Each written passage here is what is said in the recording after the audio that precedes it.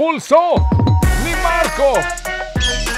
Uy, Mr. John, musta kayo dyan? Ewan ko sa'yo. Sorry Ay, nung nakaraan sabi ko sa'yo kinuyog na nga ako ng mga loyalista tsaka ng mga diehard.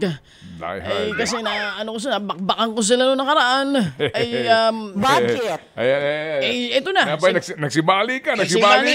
Kung ano-ano naman pinagsasabi, hinahanap nga daw yung aming kabahayan dyan sa Tondo. Sige, hanapin niyo ako. Sinasabi nila dito, sino ba daw sinasabi kanina ng amo mo na kasi daw, dalawa daw ito yung mga tanga na...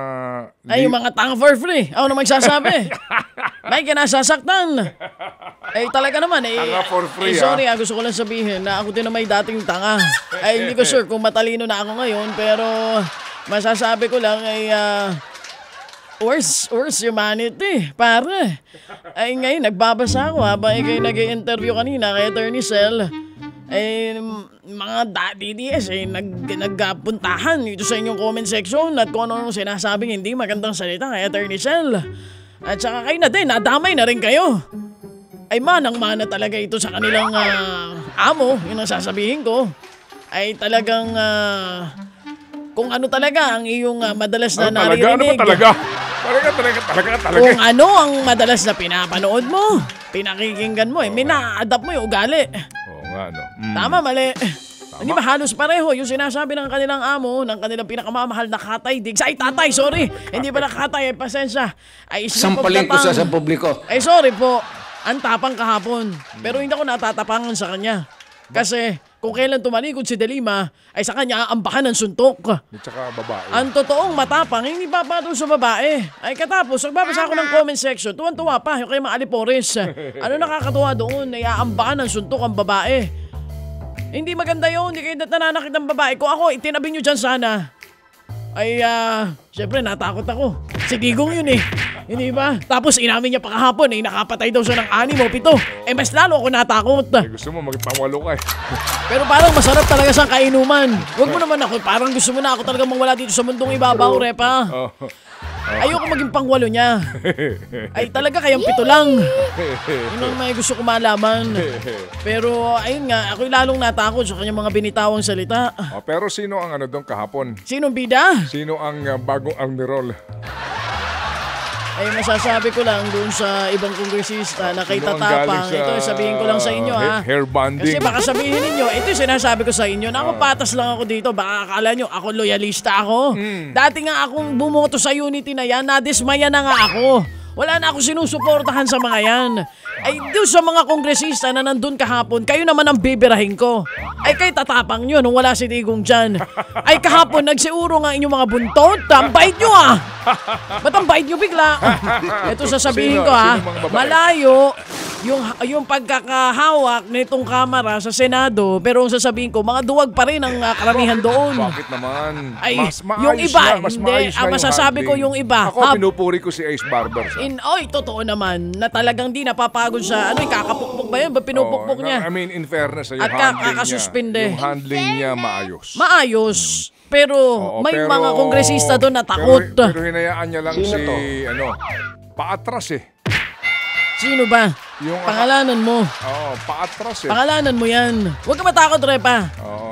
Tapos itong si... Sino ba? Si Dan, nagbilang Si ng oras. Dan. Nagbilang. Si Chairman daw, 10 minutes. Si Congressman Abante, 30 minutes.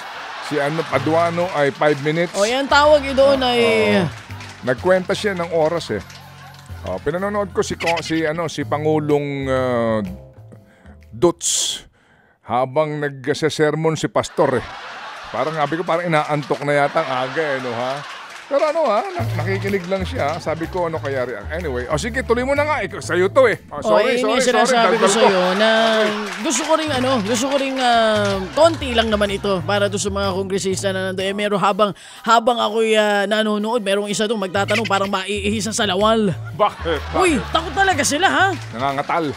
Takot sila at mabuti na lang ang ilan sa kanila aminado. Na nung panahon ni Duterte, di ba, tahimik kayo lahat?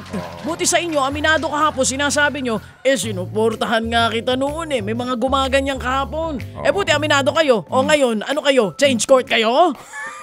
Yun ang gusto ko malaman siya Nakulangan ako sa tapang nung ilan. Di ba? Kasi nung wala si Duterte, ang tatapang nyo, ito itatanong ko, ito didikdikin ko. Nung nandyan niya, wala naman kayo masyadong nadikdik. Sino yun? Eh gusto mong pangalanan ko isa-isa. Kaya lang yung iba hindi ko kakilala. Nagugulat na lang ako. Yung iba nga, first time ko makita kahapon. Yung iba talagang hindi ko sure eh. Ano ba, gusto nyo naman ng airtime dyan? Yung iba talagang unang beses ko nakita yung iba. Hindi mo inabot ano? Hindi mo tinapos? Alas 7, tulog na ako. Hindi mo inabot yung yung muntik magkabatuhan ng mikropono? Medyo kanina sa balita na panood ko. Ay, nako, sinasabi ko sa'yo, Repa. Paano Ang ba pinaka natapos? nakapagpainit ng ulo ni tatay Oo. ay si dating senador Antonio Trillanes. Ay nung aambahan siya, Oo. inismidan pa niya yung parang lalo niya pang aasarin. Ni Trillanes? Alam mo, oo. Hindi mo inabot yun. Tulog na ako ng maaga. Ay sayang, yun ang pinakamaganda. Yun ang inabangan ko talaga. Sige. Nagkaroon ng kumusyon, tumayo yung mga tao sa likod, niligong sa likod. Okay, sige. Alas 10 Pero, na kasi. ay aalis na ako. Eh, bukas hindi pa ulit. sana ako tapos eh. Oo. Pero sige, wala ba hearing ngayon? Wala na muna. Ay aaten pa ba siya sa susunod? Pero kahapon, sino yung mga nanginginig? Nanginginig eh. Ang dami nga. Sinasabi ko sa'yo, Nung Repa. natatanong, medyo kitang-kita mo nangangatal eh. Oo, yun na nga sinasabi ko sa'yo. Kasi nga din yung iba, ako parang obligado ako dito ngayong magtanong. Pero baka mabara ako nito. O diba, baka mamura ako nito. Oo, hindi ba nga Kaya nga yung iba, sabi mo nga, nung naandun na parang... Parang maiihi. yung iba parang ano, no? Parang... nung una eh. At saka yung iba doon. Nung dumating, Naging naging kuting. Dating tigre, naging kuting. O talaga kung ano sinasabi mo. O sige, tapusin na natin ito. Nandiyan na si Lord, Repa. ito na, I don't know. O sige, peace out, toy!